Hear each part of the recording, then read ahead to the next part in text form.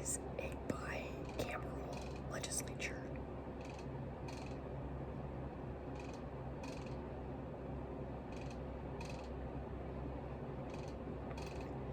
Yes, it is the two-house legislature with the Senate and the House, and it was part of the Virginia Plan. What is the 17th Amendment?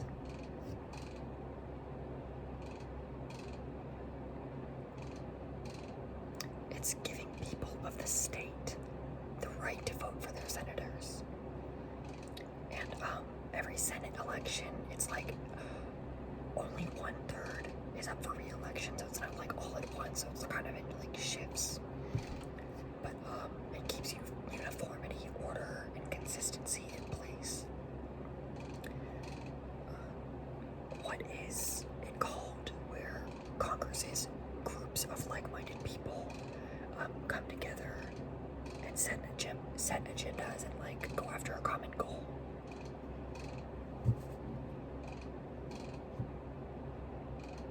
They can also elect leaders here and name members. This is called a caucus. Yeah, it's just groups of like-minded people in Congress. Members can belong in multiple caucuses and develop legislation.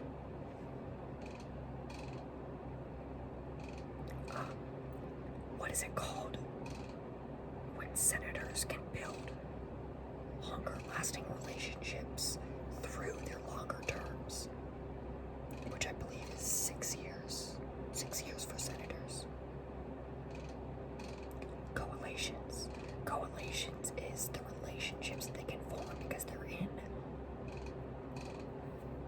their power for so long. They can form better relationships and get to know people better, get more comfortable to push legislation. What are the powers called that are written in the Constitution and assigned to Congress in the Constitution? In enumerated powers. In the Constitution, enumerated powers. What is one of the powers of Congress where they regulate budgeting and stuff like the monetary stuff of Congress? To raise revenue, tax, whatever, blah, blah, blah. Power of the purse. Congress has the power of the purse. They can raise revenue, set budgeting, and appropriations for themselves. They also regulate commerce through controlling emissions and Obamacare and stuff like that. I don't even know. Alright. What else does Congress oversee? Military spending, which ties into power of the purse. But they also oversee the military, and they're the ones who can declare war. Not the president, but the Congress. This is the War Powers Act. It requires the president to inform Congress when committing troops to combat. So, like, even though the president can't send troops, it has to go through Congress. And, like, if the president wants to declare war, he's gonna have to go through Congress. What are the powers that are not enumerated? The ones that are given to the states. Implied powers. Implied or reserved. Reserved for the states. I have this right. Implied, because they're not actually there. The ones that are not there are for the states and or the people. Like the right to privacy for the people.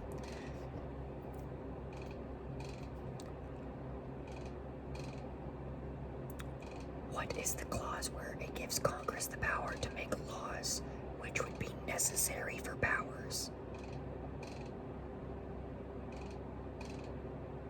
The necessary and proper clause / the elastic clause.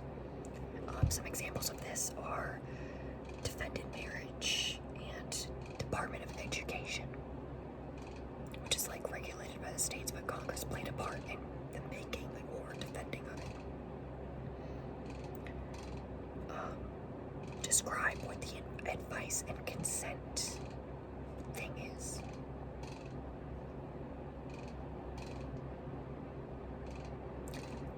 It allows senators from the Senate to recommend or reject presidential appointees, like to the cabinet or for supreme judicial people. I don't know what they're called, but the supreme. I gotta know what these are called. Supreme people, when the president's like, oh, I want to put this person in, they have to go through Congress and the Senate and whatever to get recommended and made sure that they're official and good for the job.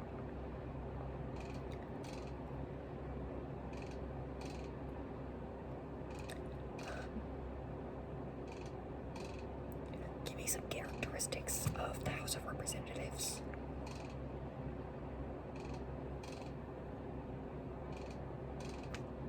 The ones I have down are originates revenue bills, initiates impeachment, breaks tie for electoral college, and they're more centralized and hierarchical.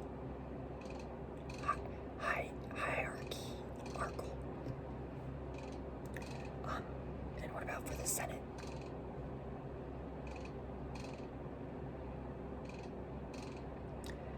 They provide the advice and consent on presidential appointees, handle impeachment trials. They don't start the impeachment, they end it.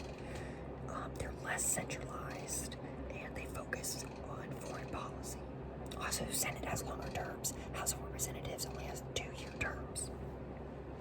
Longer terms equal coalitions, better relationships. They're not worried about re-election, but shorter terms, less monarchical. Tyrant. You guys know what a tyrant is.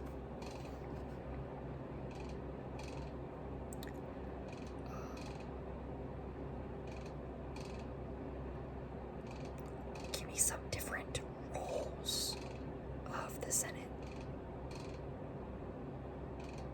I mean the House. The House. I'm so sorry. Right here, I've got the Speaker, which is mentioned in the Constitution. And they recognize members for speeches, blah, blah, blah. Another one I have down is the Whip, which is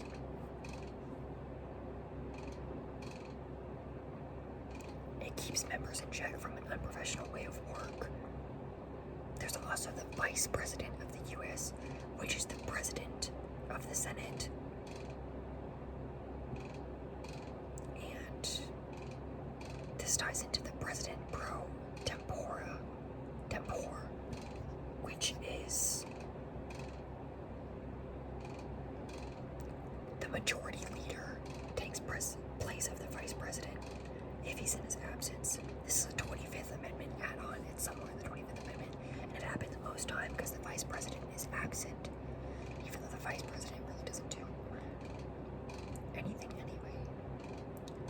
But yeah, there's also the majority leader and the minority leader for whichever party is majority or minority.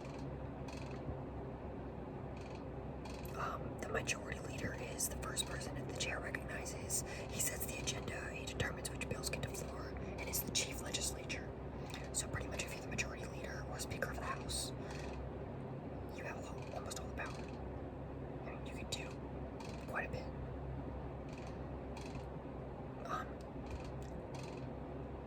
What is a committee? It's a smaller group to attack tough problems, to get more precise, and they also get like experts in that field. And it's not mentioned in the Constitution. What is a standing committee? This is almost exactly what I just said. They have experts in that field, and it's focused on a particular policy area. Like, there could be like education as a committee, but a standing committee could be like a subcommittee of that. It'd be like, let's focus on better school food, something like that.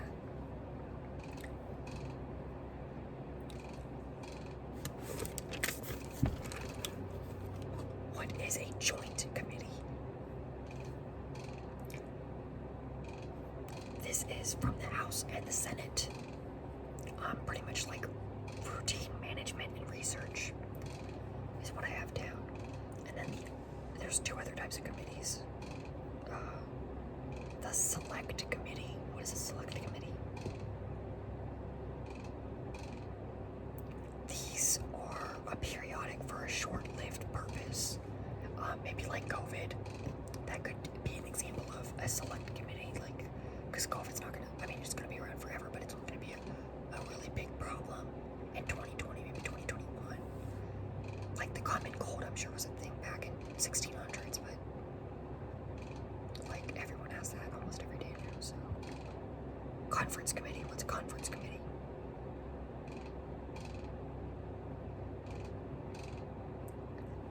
This is after a bill passes, it like irons out every little detail in that bill and make sure the bill is perfect when it gets passed, like officially. And this is a specific committee. It's exclusively on tax policy.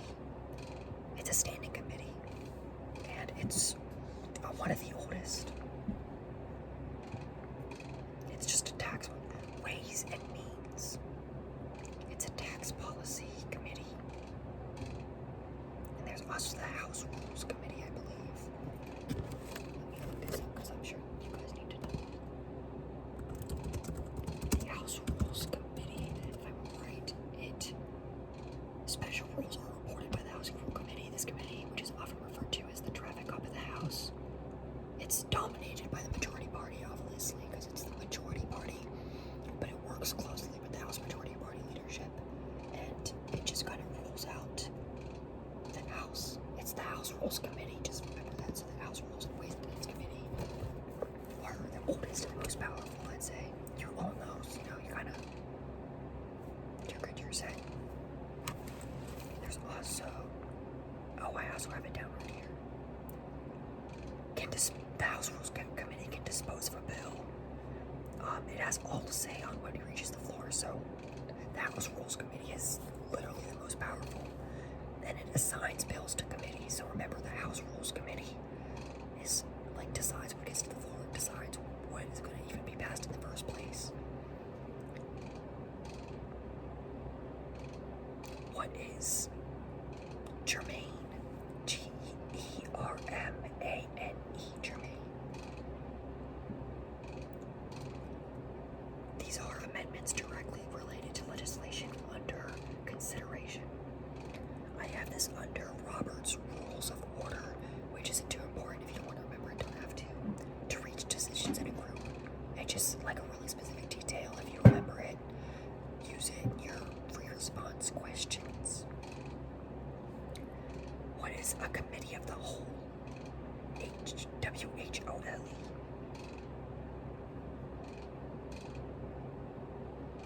This allows longer debate among fewer individuals and allows representatives to vote as a group. Committee of the whole is what this is. And a discharge position is, this is all the House, by the way, can take a bill out of committee for public discussion. Okay, to review that real quick, give me the 4 types of committees.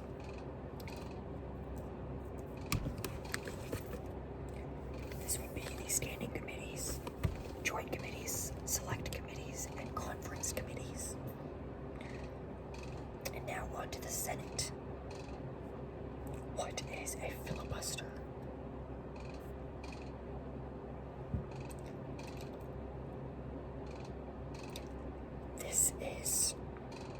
It lets time run out to just vote on the bill, so there's no more discussion on the bill, it just kind of goes straight to the bill. But that can also be, you could also do that with a cloture rule, which is, it requires 2/3 to stop debate on a bill. Both of these are just to get straight to the vote, just to get it over with, and try and not convince anybody else to vote for the opposite of whatever you're doing. Like a filibuster, like I could sing a love story in the Senate and just stand up and sing a love story just to waste time, just to waste everybody's time, so nothing else gets said. What is a hold? H-O-L-D. Hold. It's a measure to stall a bill, to hold a bill. What is unanimous consent? Approval of all senators to vote on, like, yes on the bill, like, let's get this through. And it has to be every single one, unanimous. These are higher thresholds for action, though. They don't happen a whole lot, because, I mean, everyone would have to agree on it. And, I mean, it's kind of boring, too, so.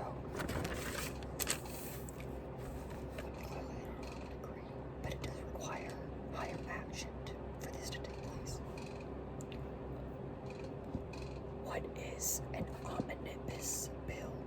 Omnibus bill. This includes multiple areas of law, addresses multiple things. What I have down here as an example is like a Christmas tree with ornaments. There's a main topic, but it addresses so many other things under that.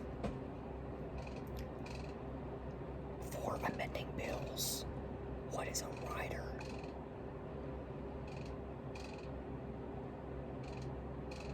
Additional ideas added to the bill to benefit a certain member, like their agenda. What is a sponsor? Member who introduces the bill, or authorship, pretty much like the person who starts it, and the speaking, debating part.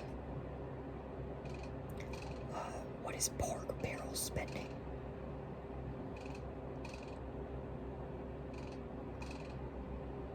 This is funds earmarked for a legislature's district, like highways. They spend it in that certain legislator's district, so to benefit them. Pork barrel spending. What is log rolling?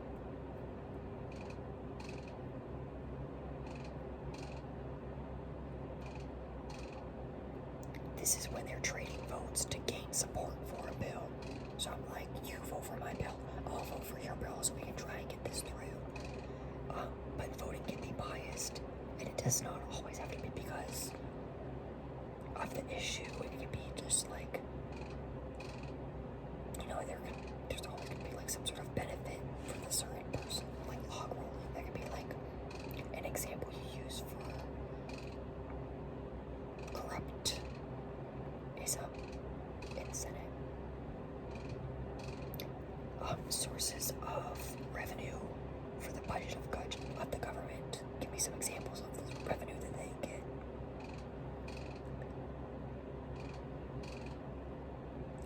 All of these are taxes, but income taxes, corporate taxes, social insurance taxes, tariffs, estate taxes, and other small miscellaneous things like that. Also, if you took economics class, bonds and stocks you can buy for the government. Bonds especially. I don't know if you can buy stocks. What is some mandated spending for the government, things they have to spend money on?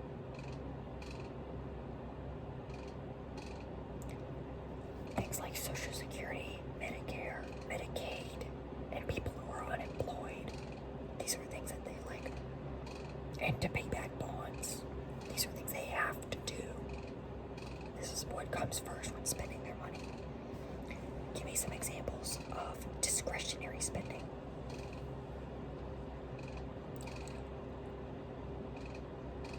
Everything not mandatory, like human resources, social programs, new highways, just things that they don't feel the need to spend money on, and usually they kind of skip out on. But they still always manage to be in a deficit, which is the difference between the spending and the revenue.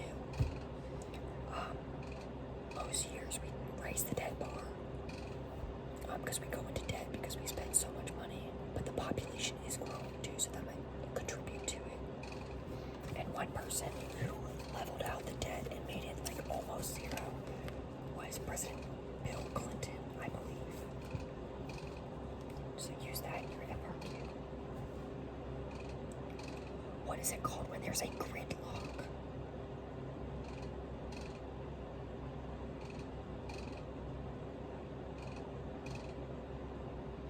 This is when there's congestion of opposing forces, when a bill is being introduced or debated or any issue like that that prevents ideas from moving forward. It intensifies partisanship and makes some candidates winning like almost impossible. Because pretty much it's not like who's on this bill, it's party v party now.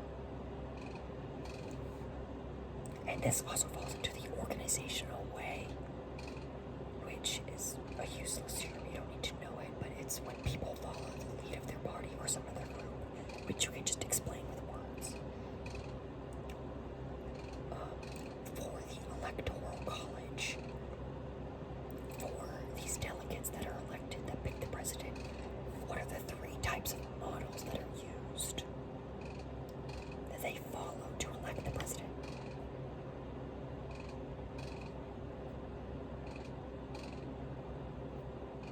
The delegate model, the trustee model, and the political model.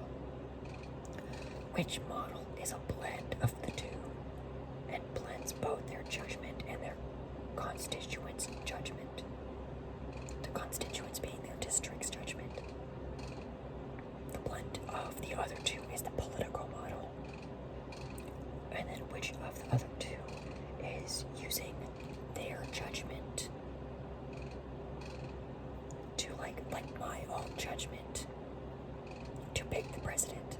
Like when my district elected me, they must trust me to pick the right one. They must trust me to pick the right one. The trustee model. The trustee model is using their judgment, using that delegate's judgment. And then the last one, the delegate model, is it reflects the will of their constituency / their district. So the delegate model reflects the will of the people. Trustee model, we are trusting the delegate. Trust delegate. Politico, blend of the two.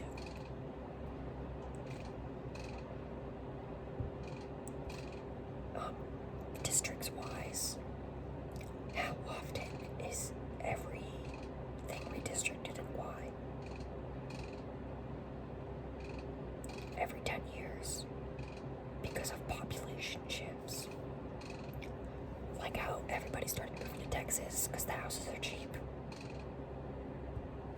That's like repopulation. They gotta now change it around so they can reflect equally the population and the people. What is the practice in which it was like a corrupt practice to benefit a certain party in elections, where they draw districts really oddly shaped to benefit that certain party? This is gerrymandering. And gerrymandering technically is allowed, but gerrymandering based on race is not allowed, and this is addressed in GOV, which we'll talk about later. Hopefully if I have enough storage in my phone to film this. But racial gerrymandering is not allowed. Gerrymandering, though frowned upon, is allowed, and it's just corrupt district to benefit a certain party. What is a swing district? A swing district.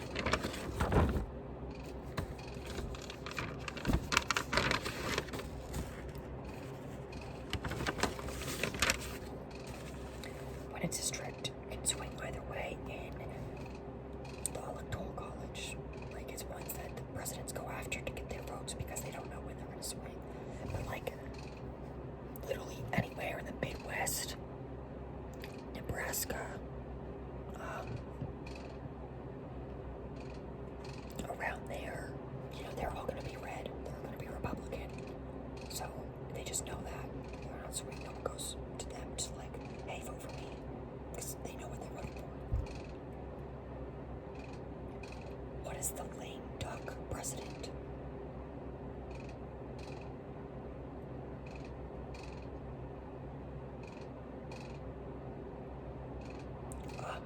This is just a president that next president that gets voted is an opposite party of them.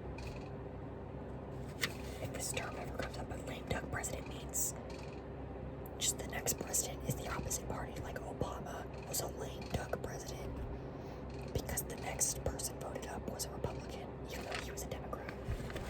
I hope that's right.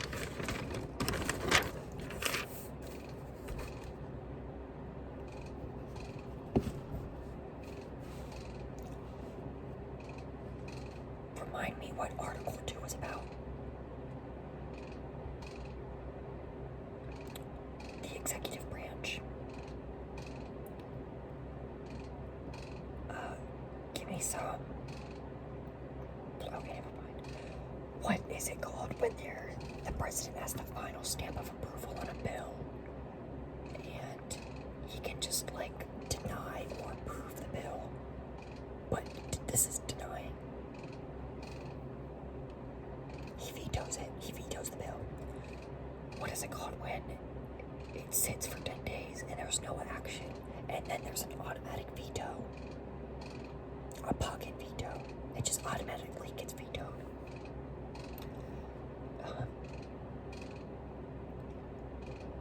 As chief legislature, what does this mean for the president?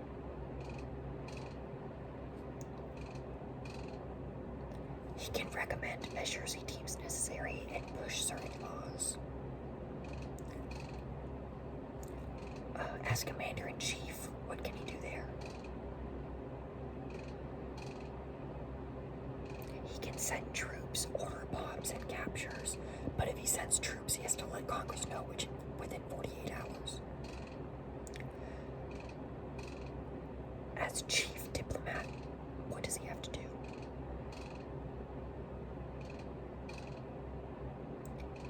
Executive agreement, when the president makes a treaty/agreement. A chief diplomat, like when Trump went to North Korea and he had like a conversation or something, whatever. He took diplomat and he like went out to go make an agreement, or at least talk to Kim Jong-un, or whatever his name is. Kim Jong-un. Kim Jong-un. Kim Jong-un.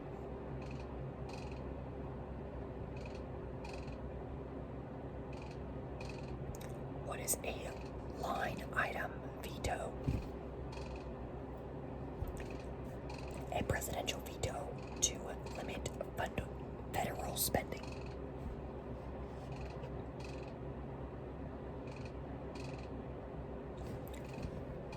Using the powers of persuasion. This can be an example for an FRQ.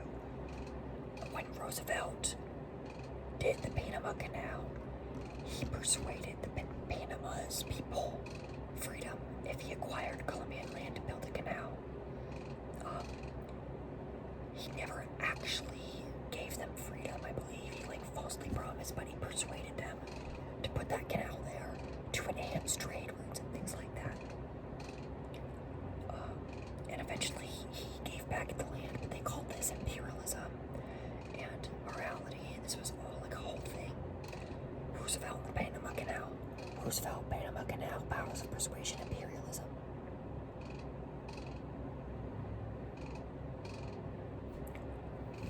What is it called what is an executive order?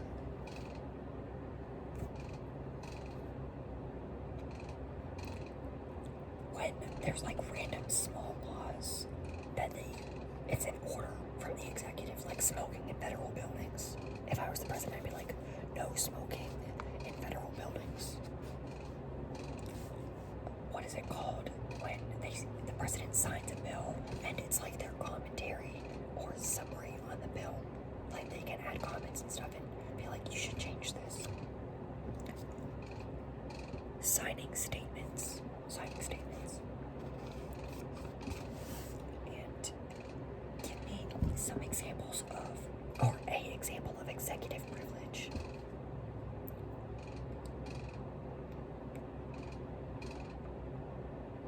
They can withhold information from other branches, like the Watergate tapes and the Nixon scandal.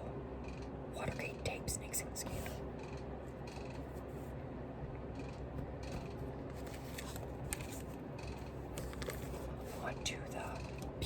bureaucracy. What is the bureaucracy considered? Like, it relates to the branches. The blank branch. The fourth branch. The bureaucracy is considered the fourth branch. Give me another example of what is considered the fourth branch, which is really big and covered in Unit 5. The media. The media. So the bureaucracy is considered the fourth branch.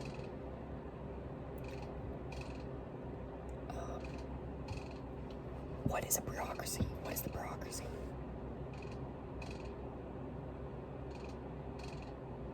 And they're smaller departments, kind of like committees, except these are for the executive, under the executive watch, that carry out government responsibilities. What does the president play a role in these bureaucracies? They appoint cabinet secretaries that have experience to oversee these bureaucracies. These also split down to agencies like ICE, TSA, Coast Guard, and security houses under the bureaucracy of Department of Defense. So agencies, bureaucracy, executive/president. What is it called when there's a relationship that benefits all three of the interest groups, committees, and agencies?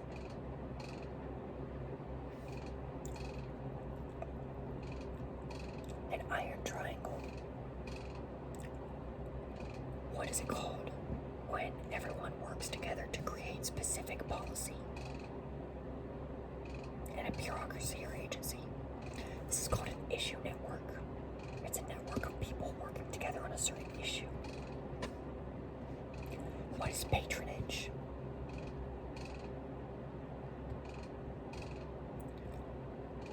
Rewarding loyal party people with federal jobs. So, like, if this certain person who has experience in the Department of Defense, like they've been a general or whatever, in a Republican Party for a certain long time, and I'm the Republican president, I'm going to give them to the Department of Defense, head of the bureaucracy. Like, thank you for being loyal. This ties into the spoils system, which is giving out jobs commended to people with loyalty. What is the Pendleton Civil Service Act?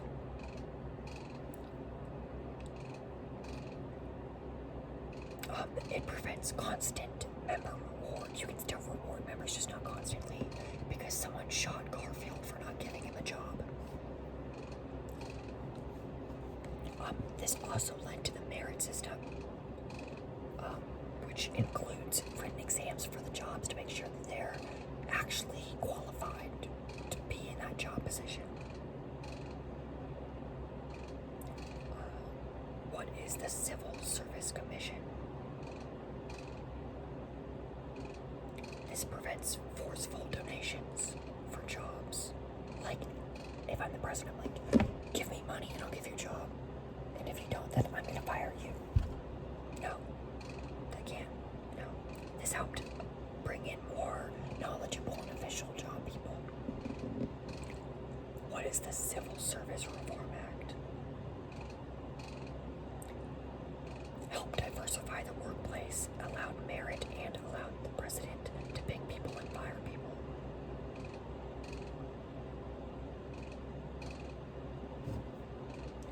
This kind of replaced the Pendleton Civil Service Act, runs the merit system, promotes public service, and there's like reforming the workplace. The Civil Service Reform Act just reformed civil service, including the workplace, like putting customers first and stuff like that. What is the 16th Amendment? Allowed taxes on income.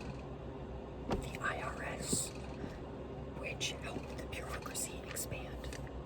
16th Amendment. Reviewing the bureaucracy. What are the three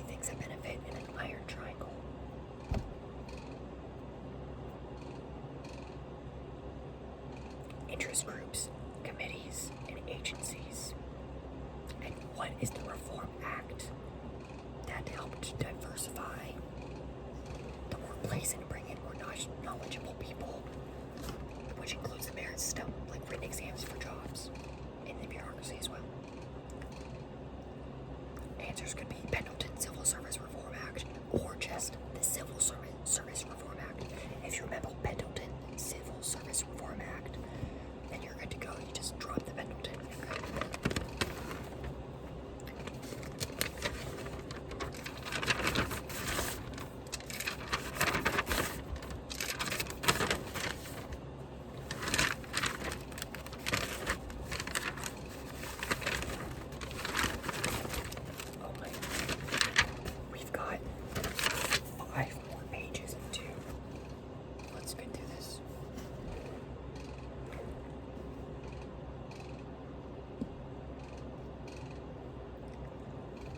What is the cabinet of the president, the executive? It's the bureaucracy members plus the chief of staff, which is usually a little diversified. What are federal agencies, which we talked about under the bureaucracies, are sub-cabinets to do specific things like the FBI, the FDA, the IRS, 16th Amendment, income taxes.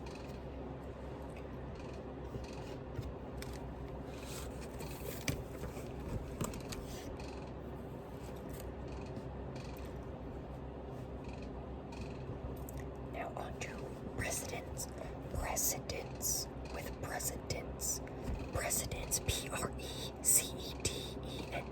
presidents. Who are some presidents that set precedents? Who are some presidents that set precedents?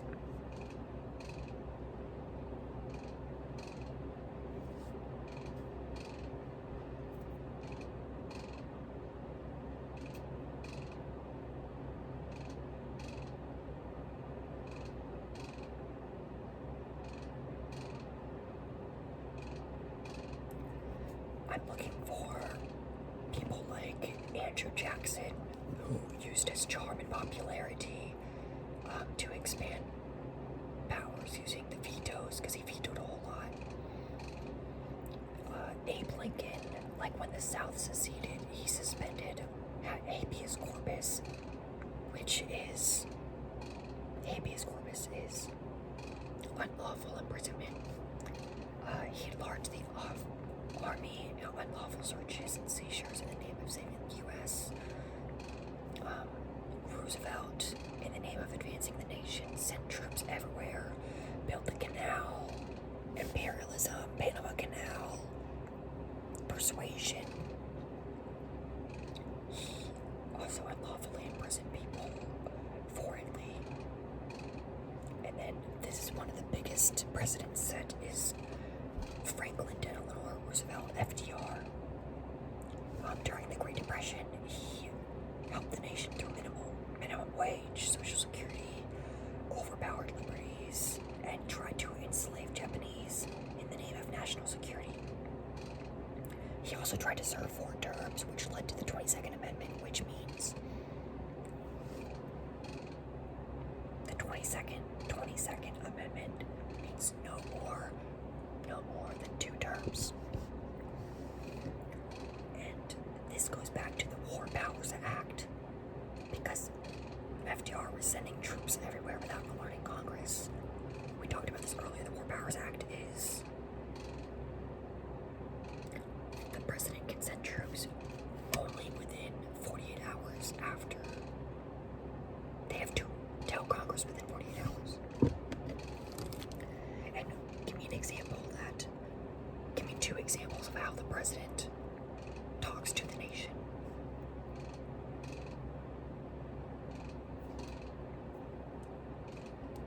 Through the State of the Union address, which is like done on paper, in person, and on TV. Just gives the State of the Union and tells where things are headed, where they are, or where they've been, and through the media. And then there's 2 examples of this, like Obama and his photography, because he had a big photography team, crafted it to portray an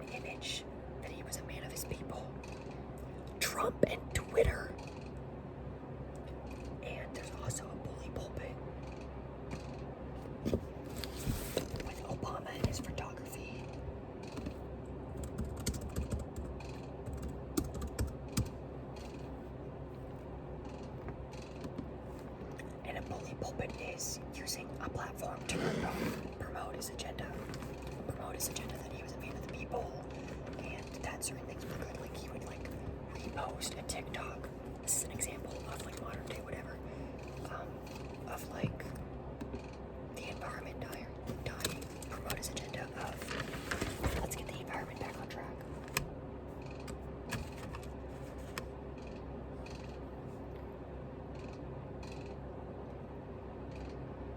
Which article is about the judicial branch?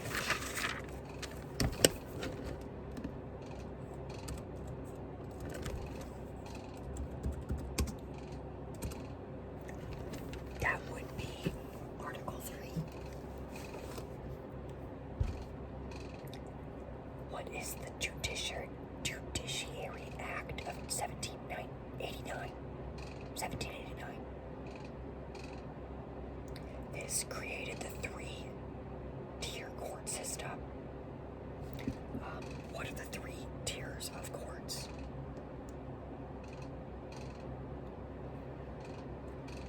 The district courts, the Circuit Court of Appeals, and the Supreme Court. How do you get from one court to the next level to the next level?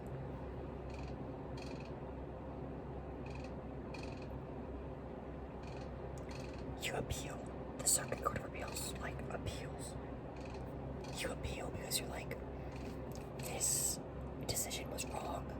I need a higher court to say the decision is actually on my side. Which court has original jurisdiction, meaning they have the authority to hear a case for the first time?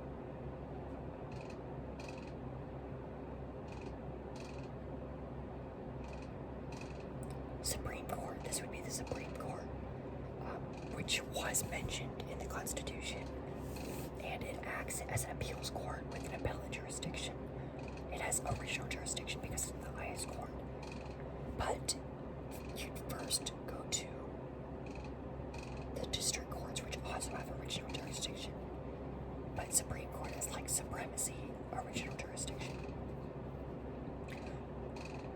What is a civil court case? Like, what does this have to do with civil class action lawsuits, things like that?